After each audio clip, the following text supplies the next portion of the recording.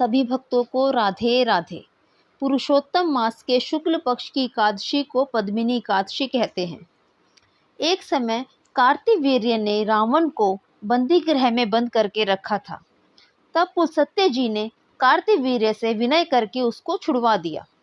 इस घटना को सुनकर नारद जी ने पुलस्त्य जी से पूछा, हे मुनि, जिस महावीर रावण ने समस्त देवताओं सहित देवराज इंद्र को भी जीत लिया था, उसको कार्तिवीर्य ने किस प्रकार जीतकर बंदी बनाया?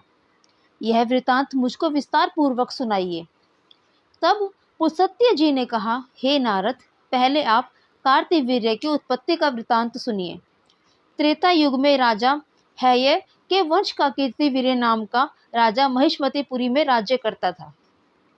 उस राजा की 1000 परम प्रिय स्त्रियां थीं, परंतु उनमें से किसी के भी कोई पुत्र नहीं था। पुत्र प्राप्ति के लिए राजा ने अनेक प्रयत्न किए, परंतु भाग्यवश राजा के पुत्र नहीं हुआ और सब यत्न निष्फल रहे। पुत्र के बिना राजा को सारा राज्य दुखमय प्रतीत होता था।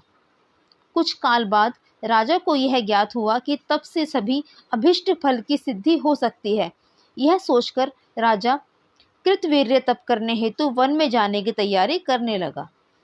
राजा को वन में तप के लिए जाते हुए देखकर इक्ष्वाकु वंश में उत्पन्न राजा हरिश्चंद्र की पद्मिनी नामी वाली कन्या, जो कि राजा की परम प्रिय रानी की थी, साथ जाने को तैयार हो गई और दोनों ही अपने सुंदर वस्त्र आभूषणों को त्याग कर वल्कल वस्त्र धारण कर गंधमादन पर्वत पर तप करने चले गए।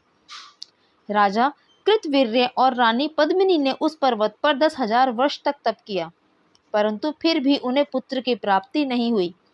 तब उस पतिव्रता रानी पद्मिनी ने अपने पति के शरीर में केवल नस और अस्थि मात्र देखकर महासाध्वी अनुसुईया जी से पूछा, हे साध्वी, मेरे पति को तपस्या करते हुए 10,000 वर्ष बीत गए हैं, परंतु भगवान फिर भी प्रसन्न नहीं हुए, सो इसका कारण क्या है?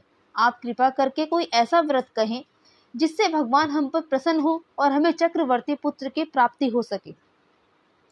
पद्मिनी से अनुसुईया जी ने कहा, हे सुंदरी, वर्ष के 12 मासों के अतिरिक्त एक अधिक मास होता है, जो 32 मास के पश्चात आता है।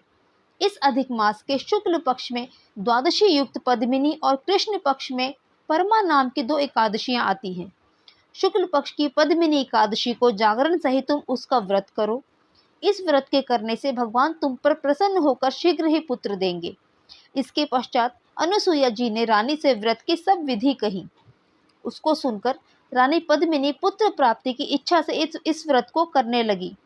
वह सदैव एकादशी को निराहार रहती और रात को जागरण करती थी। व्रत के समाप्त होने पर भगवान विष्णु प्रसन्न होकर गरुड़ पर आरूढ़ होकर उसके पास आए और वर मांगने के लिए कहा। रानी ने इस पर उनकी स्तुति करते हुए विनय की, हे महाराज, आप मेरे पति को वरदान दीजिए। भगवान बोले, हे सुंदरी, मल मास के समान मुझको और कोई दूसरा मास प्रिय नहीं। इसमें एकादशी का जो व्रत तथा जागरण अनुसुईया जी के कथानुसार तुमने किया है, उससे मैं तुम पर अत्यंत प्रसन्न हूँ। ऐसा कहकर संसार के दुखों का नाश करने वाले श्री विष्णु भगवान ने राजा से कहा, हे राजन, जिससे आपका मनोरथ सिद्ध हो वह वर मांगो। तुम्हारी पत्नी ने मुझको प्रसन्न किया है। तब राजा कृतवीर्य ने सर्वश्रेष्ठ और यशस्वी पुत्र का वर मांगा और कहा, हे जगदीश्वर प्रभु, मेरा पुत्र ऐसा परम वीर हो कि आपके अतिरिक्त देवता, मनुष्य, नाग, दैत्य, राक्षस आदि किसी से ना मरे। राजा की बात सुनकर और वरदान देकर भगवान विष्णु अंतर्ध्यान हो गए। इस वर के प्रभाव से पद्मिनी ने कार्तिवीर्य नामक तेजस्वी पुत्र उत्पन्न किया। तीनों लोकों में भगवान विष्णु के अतिरिक्त उनको जीतने में कोई समर्थ नहीं था।